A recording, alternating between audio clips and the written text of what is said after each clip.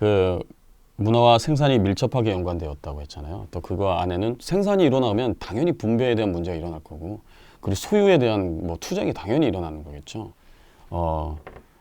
그렇기 때문에 전쟁과 문화는 밀접하게 연관이 되어 있죠. 겉으로 드러내는 전쟁이 있겠지만 내면적인 전쟁들, 그리고 나라와 나라 간에 보이지 않는 그런 끊임없는 전쟁들이 있어요. 근데 최근에 이제 러시아와 우크라이나가 전쟁을 하고 있잖아요. 이 전쟁도 사실은 문화 전쟁인 것이죠. 왜냐하면 생산과 관계가 되어 있거든요. 거기에는 이제 가스 또는 이제 우크라이나가 엄청난 곡창지대인 거 혹시 아세요? 그 유럽의 대부분의 밀은 우크라이나에서 갑니다. 그렇기 때문에 그 우크라이나와 러시아의 전쟁은 전 세계 경제에 영향을 미칠 수 있을까요, 없을까요? 당연히 있는 거죠. 그러니까 생산과 관계가 있는 거죠. 예를 들어 러시아 우크라이나 전쟁을 좀 보게 되면은 그 우크라이나가 아까 세계적인 곡창지대라고 했잖아요. 그 유럽의 많은 나라가 우크라이나로부터 밀을 수입한다고 했고요. 특별히 그 여러분들 이탈리아의 스파게티 유명한 거 아시죠? 그 스파게티의 면이 이탈리아에서 나는 게 아니에요. 그 우크라이나에서 납니다. 그 주 원료가 그래요. 그래서 지금 현지인하고 제가 얼마 전에 통화를 했는데 스파게티 값이 2배 올랐대요. 엄청난 거죠. 그 사람들한테 그게 주식이거든요. 이게 그러니까 이 전쟁이 과연 러시아와 우크라이나만의 전쟁일까요? 또 러시아는 세계 가스의 대부분을 생산할 정도로 굉장히 그 천연 자원이 풍부하잖아요. 그러니까 유럽은 러시아로부터 가스를 받아서 쓰거든요. 그러니까 가스값이 당연히 어떻게 했을까요? 당연히 올랐겠죠. 그러니까 그것은 고스란히 서민들이 그 영향을 받을 수밖에 없는 거죠. 그러니까 이 싸움에는 또 미국과 러시아의 패권 싸움이 존재하고 있어요. 사실 원래는 러시아와 저 소비에트 연방공화국하고 미국하고의 어떤 그 냉전 시대 그 양축이 있었잖아요. 근데 그 고르바초프가 딱 선언을 하면서 무너지고 러시아가 여러 개 나라로 쪼개지고 난 다음에 사실 미국의 패권이 확 강해졌죠. 근데 사실 뭐 푸틴은 여전히 그 패권에 대한 그 노스텔지어가 있지 않겠습니까? 그러니까 이게 누구를 위해 싸우는 것이냐?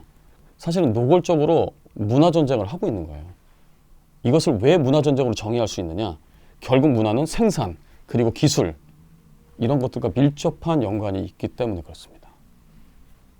그럼 과연 우리나라는 어느 편을 들어야 할까요? 누구 편을 들 것인가? 헤게모니 전쟁의 문화는 그 중심에 있습니다.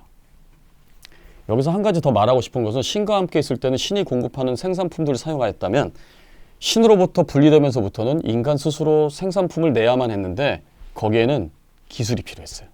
농사를 지으려면 뭐가 필요합니까? 기술이 필요하죠. 저희가 하다못해 이 책상을 만들려고 해도 기술이 필요합니다. 이 기술은 문화에 있어서 매우 중요한 역할을 해요. 왜냐하면 생산을 하기 위해서는 반드시 기술이 전제 조건이 되는 거니까요. 그래서 기술에 대해서 좀 잠깐 이야기를 하고 넘어가 볼까 합니다. 원래 아트의 뜻이 뭔지 아세요? 원래 아트의 뜻은 기술입니다. 그 완벽한 기술을 가진 사람들을 아티스트라고 했어요. 그 봉건 시대의 영주들이 돈이 많으니까 자기들이 고용을 예술가들, 그러니까 지금으로 하면 예술가들인 거죠. 석공들이라든지 뭐 그림을 그리는 사람이라든지 그 음악을 하는 사람이라든지 이런 사람들을 고용을 해가지고 월급을 줬어요. 그 옛날에 그 집 짓는 거 되게 오래 걸린 거 아세요? 이 사람들이 빨리 져버리면 금방 일을 그만두고 쫓겨나니까 집을 오래 져야 돼요. 그래야 월급을 어때요? 계속 받는 거거든요. 그리고 집에서 또 노래하는 사람들이 있었어요.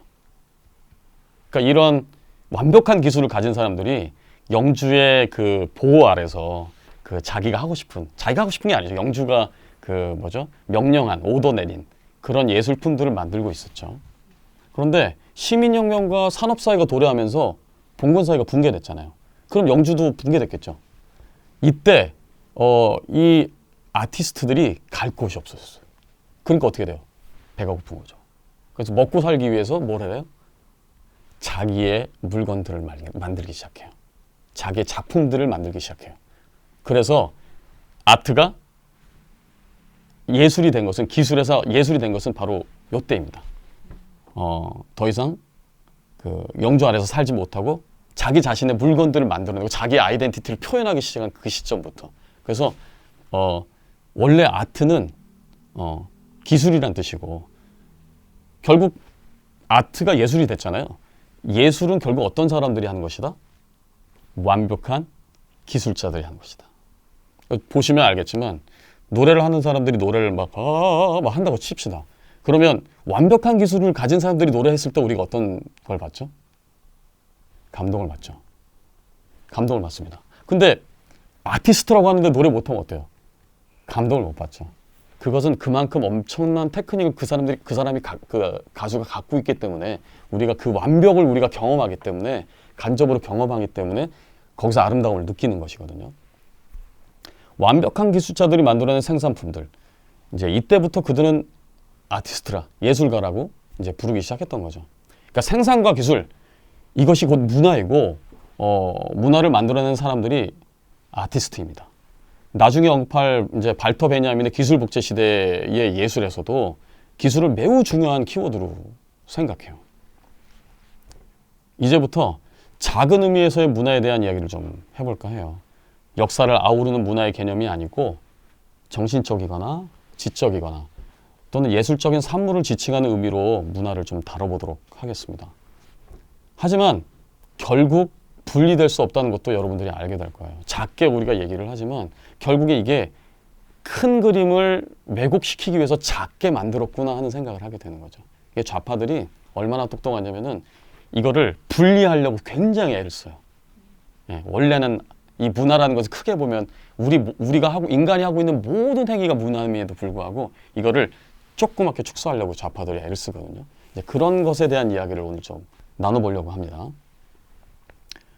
좌파가 문화 전쟁에서 우파보다 우위를 점하고 있는 것은 그들이 문화의 중요성을 깨닫게 된 계기와 문화예술을 발전시킨 이유를 좀 알아보도록 하겠습니다.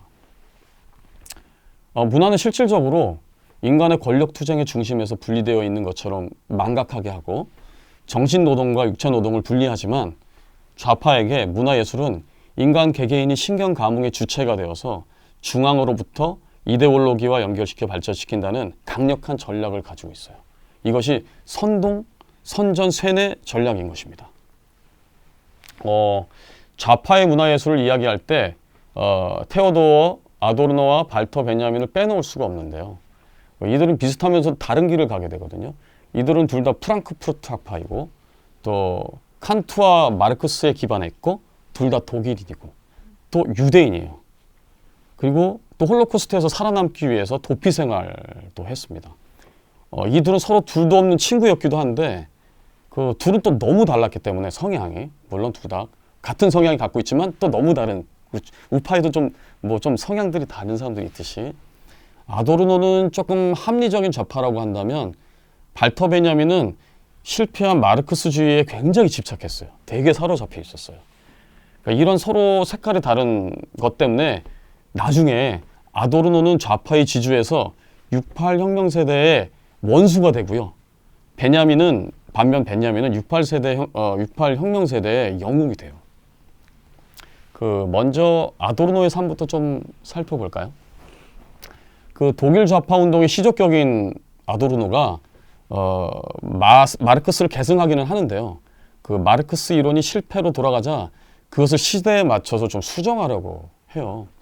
마르크스는 사실 고도로 발달한 자본주의 국가에서 프로레타 사회주의 혁명이 일어난다고 생각을 했는데 생각해보면 오히려 가장 못 사는 러시아에서 사회주의 혁명이 일어나잖아요. 러시아에서 사회주의 혁명이 일어난 후에 마르크스와 생각과는 달리 러시아의 억압 또 중앙 집권 체제가 판을 치게 되는 걸 보게 되죠.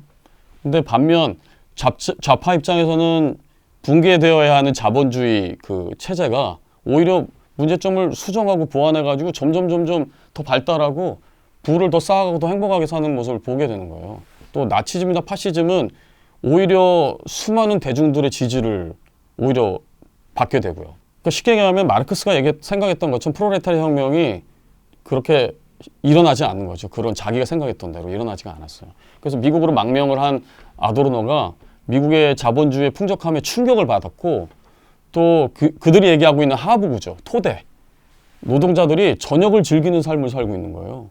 열심히 일을 하고 난 다음에 집에 돌아가서 가족과 재밌는 삶을 살고 있고 또 충분히 먹고 있고 또 신분 상승도 할 수 있고 이런 것들을 보게 되는 거죠.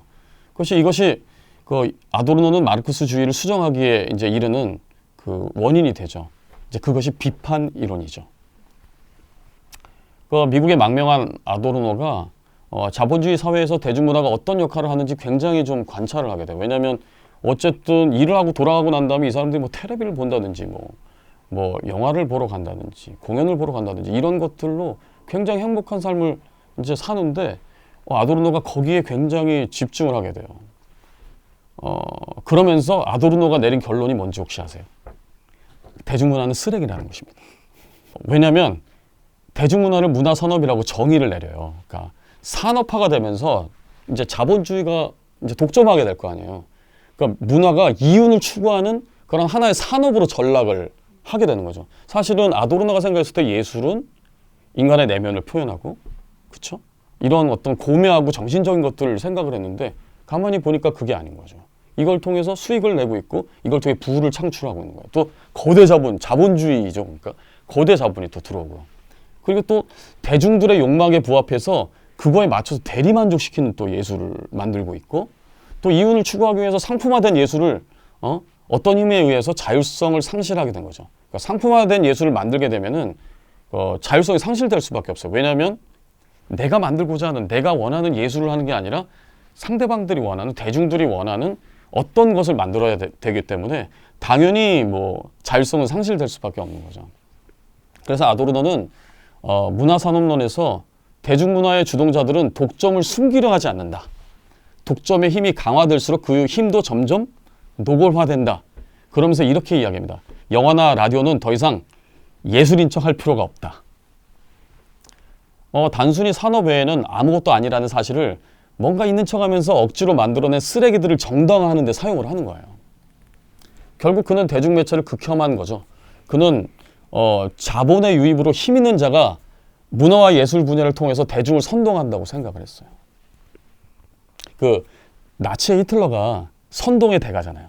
그래서 괴벨스라는 사람을 그 제국 대중계몽 선전부 장관으로 임명을 해요. 대중계몽 선전부 장관. 모든 말이 다 들어있죠, 보시면. 거기서 예술, 음악, 연극, 영화, 그리고 교육자료, 서적, 라디오, 그 언론을 통해서 선전선동을 하거든요. 여기서 잠깐 마르크스의 정치경제학 비판을 위하여에 나와 있는 상부구조와 토대에 대한 이야기를 해보도록 하겠습니다. 여러분 이 얘기 좀 들어보셨나요? 그 상부구조와 토대로 이분법적으로 이제 나누거든요. 사실 포스트 모던을 생각해 보세요. 나누나요? 나누는데 미친 듯이 나누죠. 그래서 그게 어떻게 돼요, 나중에? 우린 하나다. 이렇게 되거든요. 근데 이 사람들의 생각을 따지면은 사실은 이렇게 이분법으로 나누는 게 말이 안 되는데 마르크스는 이렇게 이분법으로 나누더라고요. 그러니까 상부 구조에 뭘 두냐면은 종교, 법, 문화, 그다음에 의식, 예절 이런 것들을 상부 구조에 둬요. 그래서 이 상부 구조에 있는 이 존재들은 어떤 존재들이냐? 사유하는 사람들, 지식인들, 그리고 뭔가 리더 그룹을 생각을 합니다. 그다음에 토대, 소위 말하는 하부 구조. 생산력과 생산관계. 사실 잘 보시면 생산력과 생산관계는 뭐예요? 문화입니다. 토털리 문화입니다. 그러니까 완전히 잘못 생각하고 있는 거죠. 문화는 사실은 전체를 얘기하고 있는 건데 이걸 둘로 나누다 보니까 이런 오류에 빠졌다고 저는 생각을 해요. 토대, 실질적인 토대인데 이게 사실 실질적인 토대이면서도 전부거든요. 그러니까 이런 하부 구조를 노동자 또는 비지식인 이렇게 나누는 거죠. 그래서 상류와 하류 이미 자기네들 마인드에는 이렇게 나눠놓은 거예요. 근데 실제로 그렇게 생각을 안 하고 있죠. 토대의 갈등 구조에 의해서 프롤레타리아 그 사회주의 혁명이 일어난다고 마르크스는 이제 생각을 했습니다. 얘기를 하다 보니까 시간이 또 많이 흘렀네요. 그래서 이 이후의 이야기는 또 다음 시간에 한번 같이 해보도록 할까요? 감사합니다.